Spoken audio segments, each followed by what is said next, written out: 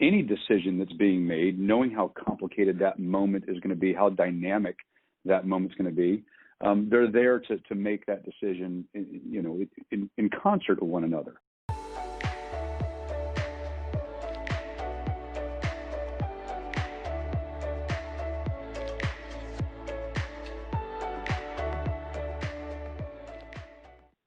All right. Well, recently I got to cover a story here on the Tampa police and the state attorney waiving any sort of prosecution, if you will, of 67 protesters blocking the street. And Andrew Warren, and this article had kind of come out by a couple of the other competitors here in the Tampa area, which, again, folks, this is why we're trying to ramp up the site and do what we're doing to give you an alternative. Andrew Warren's described as a progressive Democrat, and then they offhandedly make a slap at his competition coming up in November, Mike Perotti. And I was like, well, that's a little unfair. So I decided to reach out to Mike and see if he'd come on our show and talk to us a little bit. And he's doing exactly that. So, Mike, thank you for fitting this into your busy schedule. It's great to get to know you a little bit. My pleasure. Well, first, let's jump right to that story and let you speak to Mr. Warren's decision and kind of backing away for the decision for these protesters that were at least arrested in some way, shape, or form. I understand most of them were, it was disorderly assembly, blocking streets, those kinds of things. Is that the right decision, and what are your thoughts on what should have been done? Well, I think in order to get to the actual critical moment where that decision is being made, you've got to start the clock back a little bit before that. And what I mean is, look, we are in, I guess, thankfully, what we could call unprecedented times right now as far as having to contend with a degree of civil unrest and protesting and anger and frustration, the likes of which we don't see very often. So when you have a circumstance like we've had the past couple of weeks with so many numbers of your population wanting to actively speak out and be heard on the injustices they're perceiving in the systems, those are novel situations. Those are not your everyday type occurrence. And from my perspective, when you have your local enforcement agencies and your government appointed leaders and authorities trying to work together to cope with those challenges, they've got to be able to work as a team, and they need to be in close proximity to one another and viewing the same challenges and issues, so that any decision that's being made, knowing how complicated that moment is going to be, how dynamic that moment's going to be, they're there to make that decision, in concert with one another.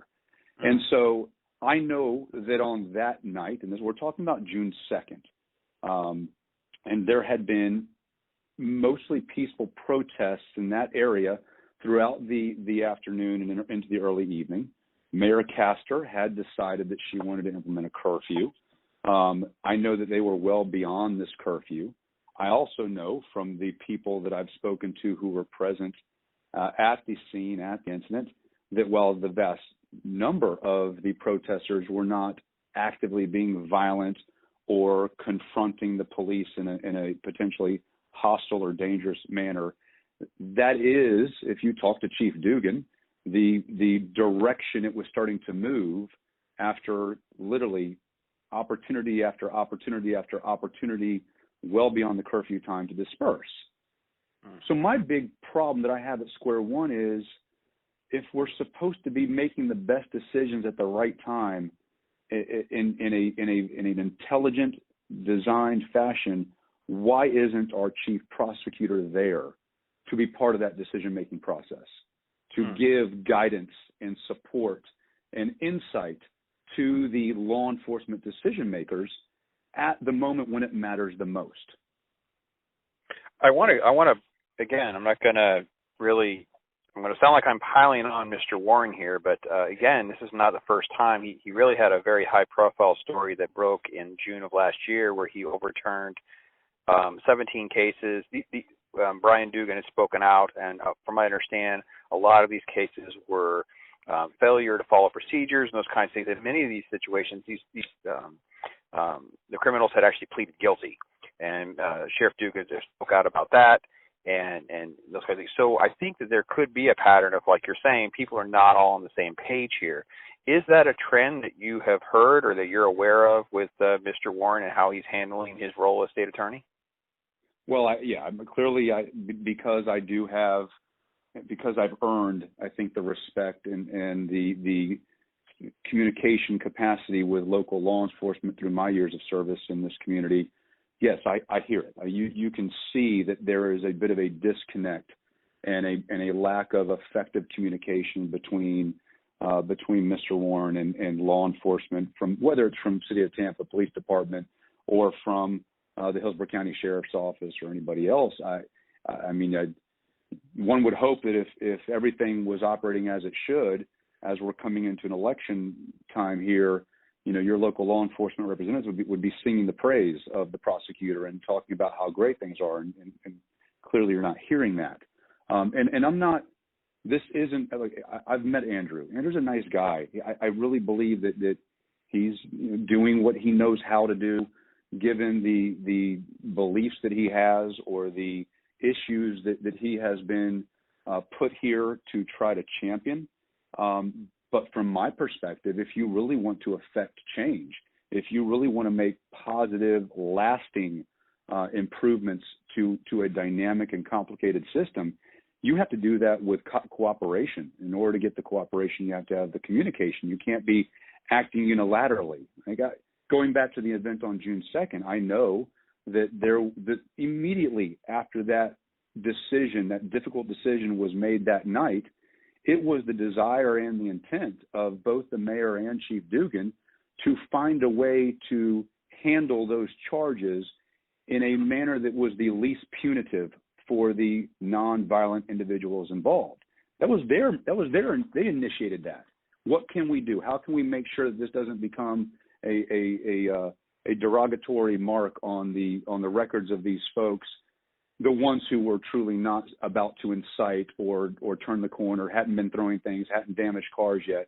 They started that conversation. And I watched the press release, and I don't know, the takeaway that I got from it seemed very much like it was, Andrew Warren's idea to go ahead and stand up for the First Amendment and to protect their rights, as if the callous, indifferent chief of police and the mayor, were just out there trying to crush the souls of peaceful protesters exercising their First Amendment rights. And that's clearly just not an accurate portrayal of what happened there.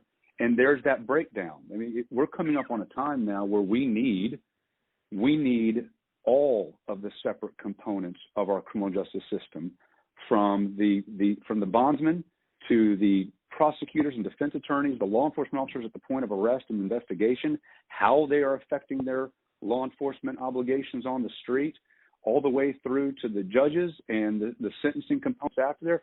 They all need to be looked at, but they need to be looked at in a holistic manner with open dialogue, with corroboration and cooperation.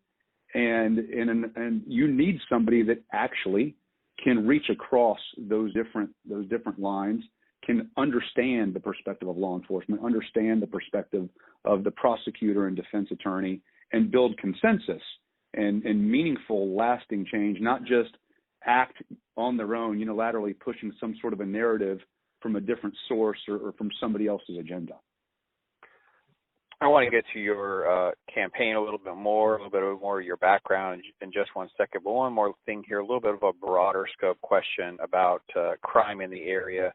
Like most of the United States as a whole, we've seen Hillsborough County performing very, very well, especially over the last 15 years or so, and 20 years, longer, 25 years, really, because the mid-'90s when things really were escalating and there were a lot of crime numbers were very, very high in many, many areas. And Hillsborough County has seen a great decline there. What have you seen, and what would you attribute a lot of the successes, not only here in Hillsborough County, but as a country, in getting rid of some of these numbers? And folks, I'm telling you, incredible numbers. I mean, we're talking about in 95, our population was just under 900,000. Now you're talking about 1.5 million, so nearly double during that time frame. You're talking about a murder rate which was higher most of that time in the 90s and early 2000s. You're talking about rape numbers that were double. You're talking robbery numbers that are like, I don't know, 6 to 7 times higher. Assault that's 4 to almost 5 times higher. I mean, it's just an incredible success that our policing system, our criminal justice, I mean, all these things that have happened. What are some of the elements that you think are going well, you want to make sure that those are kept in place, and where are some of the areas where you think that, okay, this is kind of where we're at, but this is kind of the direction that we're going? Well, I think that from a pure technological standpoint, the industry has made significant advancements. I mean, the advent of technology like ShotSpotter, the capacity to do more with ballistics testing, to do more real-time tracking of criminal activity, the data sharing going on between agencies.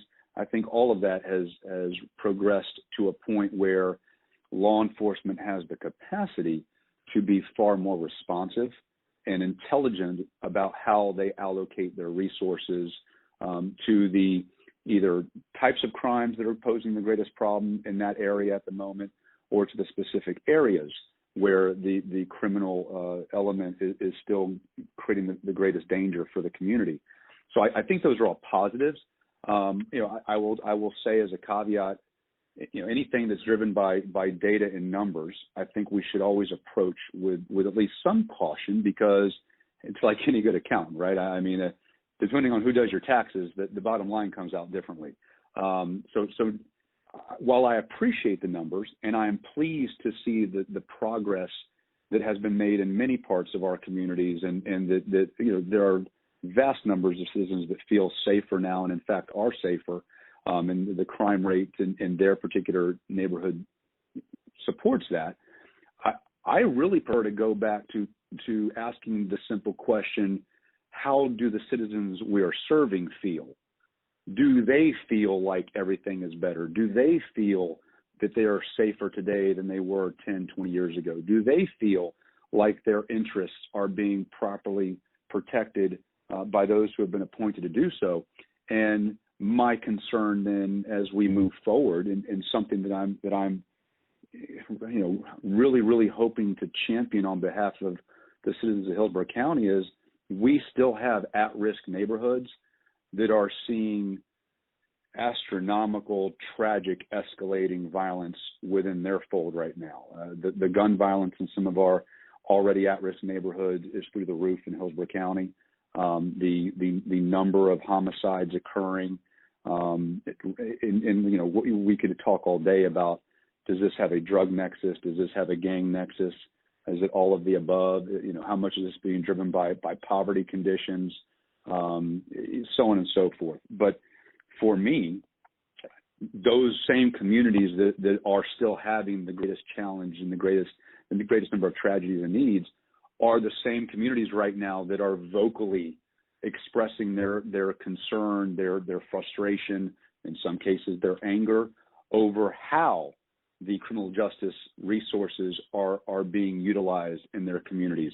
And that's where I think this conversation needs to go. And I have confidence in both Sheriff Chronister and Chief Dugan here locally, as well as the other chiefs. I'm not trying to leave them out, but certainly those are your largest two jurisdictions, that it's incumbent upon the people who took the oath of office and who have that obligation to serve and protect the public, to find how to re-engage and re-communicate, reestablish that connection with those communities, to find out how the mechanisms of enforcement, or how those services are delivered, needs to change, grow, adapt. Because right now, you talk to some of the local leaders that are struggling in those areas, and they feel like most interaction is negative interaction, or it almost feels oppressive because of the volume and amount of police work being done in their neighborhoods. And there's that old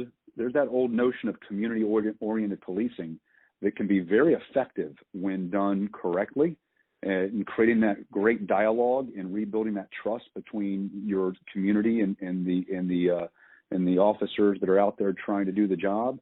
And so I hope to be, as the state attorney, in a position to help rebuild and reestablish that type of mentality in those communities, And I think that will really bring everything into a very nice equilibrium. And then it won't matter whether you live in Fishhawk or South Tampa or North Tampa, New Tampa, or the inner city or West Tampa. It won't matter. It'll all come together because everybody will feel the same benefit of the best efforts of well-intending law enforcement. And then it's my job as a state attorney to make sure that they are all, regardless of one's skin color, regardless of their affluence, getting the exact same treatment and opportunities and outcomes in the criminal justice system once the prosecution effort takes over. And when you do that, I really believe we've got a very, very bright future on the horizon for our community.